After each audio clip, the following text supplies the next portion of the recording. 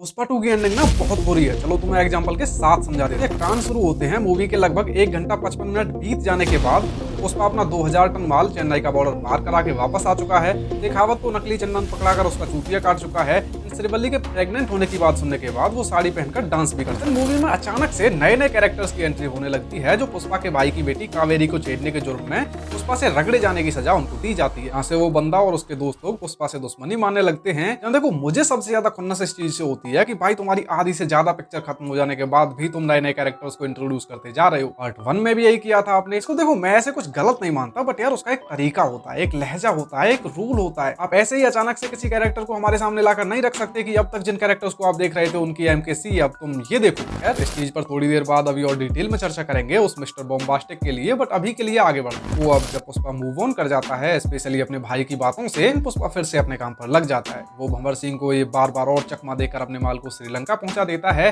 वो जो नकली चंदन भंवर सिंह ने पकड़ा था उसकी पोल ना खुल जाए, इसके लिए वो उस पूरे गोदाम में जहां पर वो नकली चंदन रखा हुआ था उसमें आग लगा लेता है, क्योंकि भाई जलने के बाद तो राख ही बचती है। कैसे पहचान करेगा कोई कि ये चंदन है या सन। उस जगह पर ना ऐसा शोकेस किया गया है कि भंवर सिंह खुद भी मर चुका है। इस वक्त पुष्पा भाई सक्सेस पे सक्सेसफुल हुआ जा रहा है। वो सिद्धप्पा को स्टेट का सीएम बना चुका है, श्रीलीला के साथ डांस कर चुका है, श्रीवल्ली की थोड़ी ज्यादा केयर करने लगा है। अभी एक दिन अचानक से सुबह सुबह मोहन की बीवी पुष्पा के घर आती है एंड बोलती है कि कावेरी को किसी ने किडनैप कर लिया है, जो उसे छोड़ने के लिए 2 करोड़ रुपए की मांग कर रहे हैं। तुरंत अपनी बंदूक लेकर निकल जाता है। लाइव टीवी पर आकर लोगों को वार्निंग एंड 1 घंटे की मोहलत देता है। कहता है कि जब तक लड़की नहीं मिल जाती इस स्टेट में, इस पूरे स्टेट में गवर्नमेंट का नहीं पुष्पा का रूल। पूरे डिस्ट्रिक्ट में बस, ट्रेन, रोड्स, ब्रिजेस सब जाम कर दिए जाते हैं। पूरे डिस्ट्रिक्ट में लड़की की एक खोज निकाल दी जाती है। अभी पुष्पा के द्वारा बनाए गए सीएम सिद्धप्पा के पास कैबिनेट मिनिस्टर प्रताप रेड्डी आते हैं, बताते हैं कि किडनैप करने वाला और कोई नहीं, उनके भाई का बेटा एंड उनके वंश का इकलौता वारिस है, और भाई अगर उसे कुछ भी हुआ तो ये किसी के लिए भी अच्छा नहीं होगा। सिद्धप्पा ये बात पुष्पा तक पहुंचा देता है एंड उसे बताता है कि भाई प्रताप रेड्डी कोयलों की खदानों में ट्रकें गिन कर इतना बड़ा आदमी नहीं बना है, but as we know Pushpa being Pushpa he doesn't give a वो फिर भी उस लौंडे को जाकर पेलता है। यहाँ पर भाई इनका वायर वर्क उमेश्वरी। बट यहाँ से होते हैं असली कांड शुरू। प्रताप रेड्डी का भाई भी यहाँ पहुंच जाता है उस लड़के को बचाने के लिए एंड वो भी मारा जाता है पुष्पा के हाथों से। पुष्पा अपने घर चला जाता है, उसका भाई उसके घर पर आकर अपनी गलती मान लेता है। मोहन कावेरी की शादी में पुष्पा को इनवाइट भी करता है एंड शादी के टाइम पर जब पुष्पा श्रीवल्ली अपनी माँ एंड पूरे मुलेठी परिवार के साथ इकट्ठे हो जाते हैं सब, उस वक्त वहाँ चल रहे कैबिनेट मिनिस्टर के भाई एंड भतीजे के फ्यूनरल में जब प्रताप रेड्डी बोलता है कि बाकी सब तो आ गए बट जिसको आना चाहिए था वो कहाँ है, तभी मिस्टर वो अपनी प्रेजेंस फील कराने के लिए अपना लोगो लगा हुआ एक बुके भेजता है। तो सेम ही बुके उसने उस शादी में भी भेजा हुआ है। सीन कट होता है एंड हम देखते हैं कि कहीं दूर एक आदमी खड़ा हुआ है, वो एक बटन दबाता है। शहर में एक काफी बड़ा ब्लास्ट होता है। इस आदमी का हाथ जला हुआ था, सर पर बाल भी थे एंड उसका ड्रेसिंग सेंस थोड़ा ज्यादा ही अलग अलग सा लग रहा था इस दुनिया के हिसाब से। और फिर इसी आदमी के लास्ट फ्रेम के साथ ये मूवी यहाँ पर खत्म हो जाती है। देखो, टेक्निकल और फिल्म मेकिंग टर्म्स में देखा जाए तो भाई ये एंडिंग किसी भी मूवी के लिए बहुत खराब है। जिस आदमी की भौकाली बनाकर आप अपनी मूवी एंड कर रहे हो उसका सेटअप कहाँ था? मैं कैसे मान लूं कि ये आदमी खतरनाक ही होगा? मैं कैसे मान लूं कि भाई आप इसे वही ट्रीटमेंट नहीं दोगे अगले पार्ट में जो इस पार्ट में आपने भंवर सिंह शेखावत को दिया? मैं क्यों ही हो जाऊं एक्साइटेड किसी एक ऐसे कैरेक्टर के लिए जिसकी झलक ही मैंने इस मूवी के लास्ट फ्रेम में देखी है, वो भी भाई ना कोई चेहरा, ना कोई तगड़ा बीजीएम, ना कोई खतरनाक एंट्री। मतलब यार तुम सोच कर देखो, अगर विक्रम में तुमको दिखाया ही नहीं जाता कि रोलेक्स सूर्या है, उसका बीजीएम इतना टाइट नहीं होता, पूरी पिक्चर में संदनम उसके नाम से कांप नहीं रहा होता, तो क्या तुम इतने हाइप अप हो जाते जितने अब हो?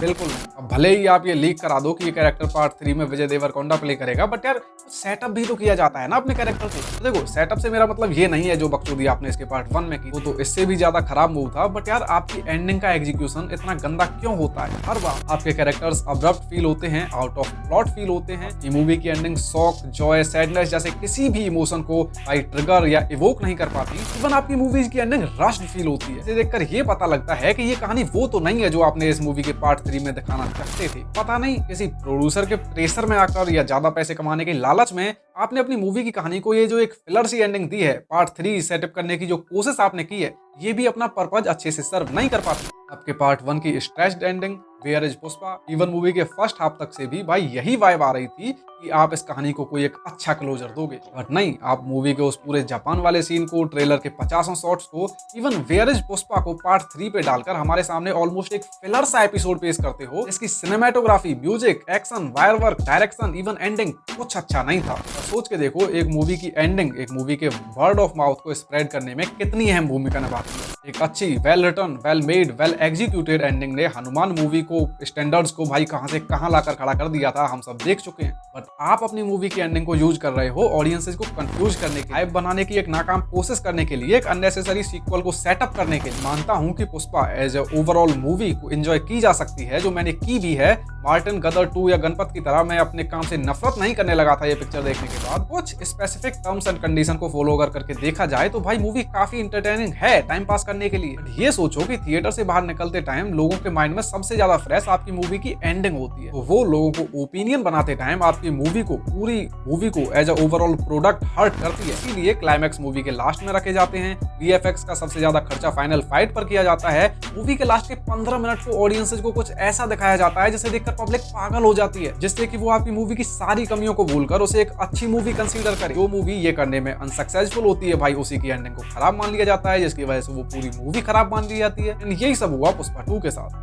तुम्हारे क्या ओपिनियन है इन सब सारी चीजों पर? तुम मुझे अपने ओपिनियंस नीचे कमेंट सेक्शन में जरूर बताना। तो अगर तुमको ये जानना है कि क्यों पुष्पा जैसी मूवीज को बैन कर देना चाहिए, क्यों हमारे समाज के लिए अच्छी नहीं है, तो फिर तुम मेरी ये वाली वीडियो चेकआउट कर लेना। And yes, that's all for today's video. तुमको अगर ये वीडियो देखकर कुछ भी इन्फॉर्मेटिव लगा, अच्छा लगा, खुशी हुई, मजा आया, तो भाई लाइक मार देना इस वीडियो को। चैनल पर कहीं से भी नए आ गए हो तो यार सब्सक्राइब मारो इस चैनल को। एंड वीडियो को अपने दोस्तों के पास शेयर भी कर देना। मुझे मेरे सोशल मीडिया हैंडल्स पर फॉलो कर लेना। And yes, that's all for today's video. मैं मिलता हूँ आप सब लोगों से अगली वीडियो में। सो वॉचिंग।